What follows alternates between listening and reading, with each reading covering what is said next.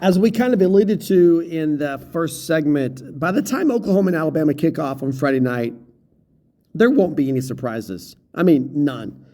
No mystery formations, no hidden tendencies, no personnel questions.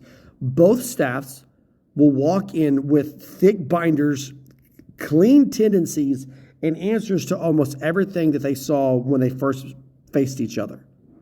Almost. Because rematches at this level, they're not decided by surprise, right? They're going to be decided by stress. And when margins shrink, when execution tightens and adjustments cancel each other out, games swing on people, specific people, players who force opponents into uncomfortable choices, players who don't always dominate box scores, but they dominate moments. Oklahoma already proved it can beat Alabama. We talked about that. That game happened in Tuscaloosa. It's not a secret, probably a dead horse at this point. But the rematch, it's not about reinvention. It's about whether the same pressure points still hold. And there are, I believe, 3 Sooners that Alabama's going to have an answer to. They're going to have to solve the equations to these 3 guys. And let's start on offense. Because if Alabama's defensive response is about discipline, then John Mateer becomes even more central to this game. Now we know this. He's a polarizing figure. You love him, you hate him. There's really no middle ground, I think, on Mateer. Now, the quarterback position, I think everybody will admit, is a step up from last year. But for a lot of people who are used to the Baker Mayfields, the Kyler Murrays, the Jalen Hurts, he's not there. But he's better. And he's got this team in the playoff, like Baker and Kyler and Jalen did. But whatever. But he didn't light up the stat sheet in November. That's a game that's been well documented. Oklahoma was outgained by nearly 200 yards.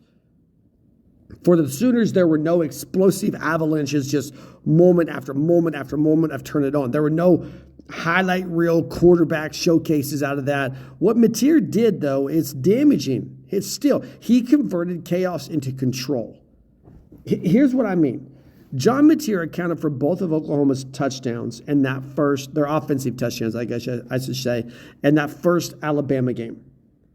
But more importantly, you saw him extend drives when Alabama, quote, won the chalkboard battle. When the X's and O's were lining up towards Alabama's favor, John Mateer still extending drives. And again, that's something that matters. Because Alabama's almost certainly going to defend him differently this time. I would expect more conservative coverage shells. I would expect fewer all-out blitzes. I would expect a commitment to forcing Oklahoma to be more patient, more particularly John Mateer to be more patient in the pocket. And here's the irony in all this. That plays directly into John Mateer's strengths. Mateer is at his best when defenses do everything right except for finish the play. He doesn't force throws into danger. He doesn't panic when the first read disappears. He steps up when rush lanes collapse. He hits timing throws on third and medium, and he uses his legs just enough to punish over discipline. And in that November game, Alabama held Oklahoma scoreless in the Sooners' final 4 offensive possessions, but the Tide still lost. What that does is it tells you how damaging John Mateer had already been earlier in that game when leverage mattered the most. Now, here's a moment to watch for on Friday night, right? Let's imagine early second quarter. You're looking at a 3rd and 6. Alabama has the coverage right. The route combination gets smothered up, but John Mateer doesn't force a throw. What does he do? Instead, he's going to slide. He's going to reset. He's going to find a check down guy, maybe Jaron Kanak, and that turns into 8 yards instead of a punt. The drive continues, the field position flips, and Alabama's sideline, they tighten up a little bit. In playoff rematches, extensions matter more than explosions, and John Mateer is built for that reality right there. Now, let's flip to the defensive side of the ball. Because if John Mateer represents controlled chaos on offense, Kip Lewis represents suffocation on defense. Lewis is not a guy who hunts highlights. He hunts timing. In this first game, Lewis finished with tackles for loss. He finished with sacks that arrived at the exact moments where Alabama really needed comfort. You saw no panic from Kip Lewis, but you saw him induce panic on Alabama's side. Now, his pressure didn't always create turnovers, but what it did was compress time. And against Alabama, time is oxygen. So here's what I think. Now, there's people already disagreeing with me on social media. That's fine. By the way, social media, shameless plug. Look up our Facebook page, 16,000 followers and growing. We're thankful you're with us. Now, expect the Tide. I think, here's what I really believe they're going to do. I think you're going to see faster tempo. People are disagreeing with that, and I could be wrong. I've been wrong a lot in my life, but I'm expecting faster tempo. I'm expecting quicker reads. I'm expecting more conservative, safer throws.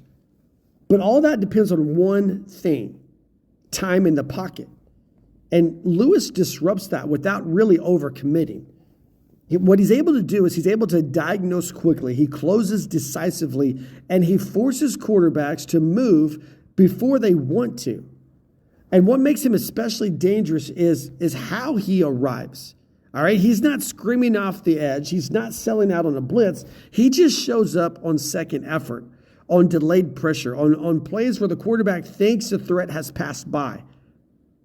And against Alabama, that's lethal, because when the Tide stayed on schedule, they moved the ball. But when they didn't, they stalled. They turned the ball over, and suddenly they're back on the sideline. So again, like we did with John Mateer, think of a moment like this, like middle of the third quarter, right? Alabama's trying to regain control after a stalled drive or something. They're looking at third and long. Same situation we had John Mateer in just a little bit ago. Kip Lewis doesn't need a sack here. He just needs to force the throw a half a second early. Doing something like that calls the ball to sail. It causes the drive to end. It gives Oklahoma breath. And in a game that's going to be defined by adjustments, the defender who controls rhythm controls belief. And Kip Lewis does that quietly and relentlessly. Now, here's the guy that I think everyone is going to be looking at big time on Friday night. That's Eli Bowen. This dude is a field position thief.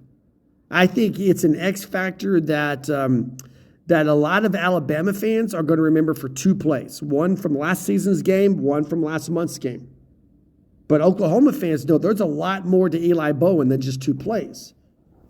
Because the defining moment of that November game, it didn't come from Oklahoma's offense. It came from Bowen's 87-yard interception return.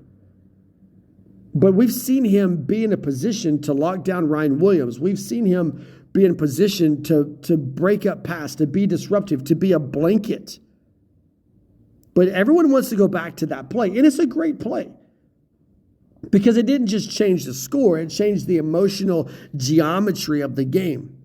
Alabama's driving, momentum was real. One throw later, Oklahoma's celebrating, and now Alabama is chasing. That was not luck. That was patience meeting preparation. And I believe Eli Bowen's true value lives in his restraint. Against the layered route concepts that Alabama throws out there, especially on the intermediate crossers and timing throws, this is not a guy who gambled. What he did was he waited. And when the window appeared, he closed instantly. Now, here's the twist. Here's the thing. Almost like John Mateer earlier, Alabama's likely adjustments here are going to be safer throws, quicker decisions, but they may actually increase Eli Bowen's influence. Because conservative passing still requires precision. Timing still matters here. And defensive backs who understand depth, they punish hesitation. And Bowen doesn't need another touchdown to matter. It would be pretty cool if he did, but that's not what he needs. Just him being on the field, what it does is it shrinks throwing lanes. It forces quarterbacks to off of their first read. It alters the play calling tendencies. That's invisible pressure, the kind that never really shows up again on that box score after the game, but it dictates entire possessions. So let's give Eli his moment. Late second quarter, Alabama is debating whether to press or to protect before halftime. Third and long, Bowen's coverage discourages the throw to his side of the field. The ball goes elsewhere, incomplete. Alabama's punting. And Oklahoma survives that drive without damage. I don't expect there to be a celebration, no replay loop, just one more possession erased from Alabama. And those are the type of plays Oklahoma made in Tuscaloosa, and that's the type of plays that you would expect Friday night. And let me tell you why these X factors here travel, even though it's a home game, because these aren't emotional advantages. They're repeatable advantages. Mateer's poise doesn't depend on opponent mistakes. Kip Lewis's pressure doesn't rely on risky calls, and Eli Bowen's instincts, they don't fade with familiarity. Oklahoma doesn't need career nights from any of these guys. What the Sooners need is consistency from them. The same pressure applied over and over until something breaks. That's how rematches are won. Alabama's going to adjust. They always do. They'll be sharper. They'll be cleaner. They'll be more deliberate than they were in November. But adjustments don't eliminate pressure. What they do is they redistribute it. And Oklahoma already knows where Alabama is feeling pressure. Until the Crimson Tide prove otherwise, I believe these three guys, these are unanswered questions for the Tide. Not because they're flashy, but because they stress the exact areas that rematches are most exposed: discipline, timing, and belief. And a game like this, belief usually belongs to the team that already knows that the answer works. One more segment coming up. We're going to go not just Oklahoma, Alabama predictions. I've got all 4 college football playoff predictions for this weekend. It's going to be fun. Hang with me. I'll tell you what I think is going to happen to the Sooners on Friday night.